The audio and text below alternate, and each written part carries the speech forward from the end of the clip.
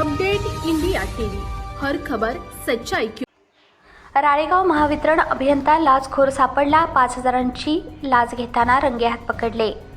वीज मीटर बसवण्याकरिता शासकीय शुल्काव्यतिरिक्त 5,000 रुपयांची लाच मागणाऱ्या महाराष्ट्र विद्युत वितरण कंपनीच्या सहाय्यक अभियंत्यासह रंगेहात पकडले। ही कारवाई लाचलुचपत प्रतिबंध विभाग यवतमाळच्या पथकाने आज गुरुवारी 30 जानेवारी रोजी राळेगाव येथील महाराष्ट्र राज्य विद्युत वितरण कंपनीच्या कार्यालयात केली।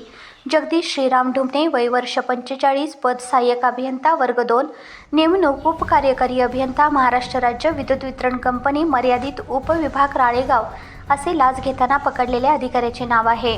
तक्रारदारांनी दिनांक 29 जानेवारी रोजी लाचलुचपत प्रतिबंध विभाग यवतमाळ येथे जगदीश ढुमणे, सहाय्यक अभियंता महाराष्ट्र राज्य विद्युत वितरण कंपनी मर्यादित उपविभाग राळेगाव यांनी लाचेची मागणी केल्याची लेखी तक्रार दिली होती।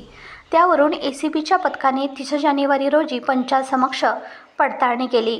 ढुमणे यांनी घरात लाईटचे मीटर बसवण्याकरिता शासकीय शुल्काव्यतिरिक्त स्वतःकरिता 5,000 रुपये लाचेची मागणी करून लाच रक्कम स्वीकारण्याचे मान्य केले। त्यावरून सापळा रचून सदर सहाय्यक अभियंत्यास रंगेहात पकडले। या प्रकरणी पोलीस स्टेशन राळेगाव येथे गुन्हा दाखल करण्याची प्रक्रिया सुरू आहे।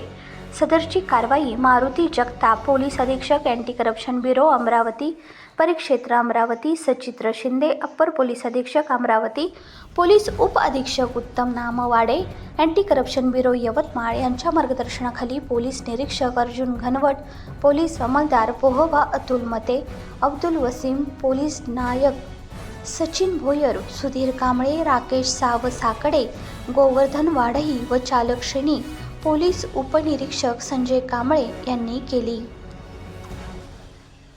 यवतमाळ जिल्हा प्रतिनिधी विनोद माहुरे।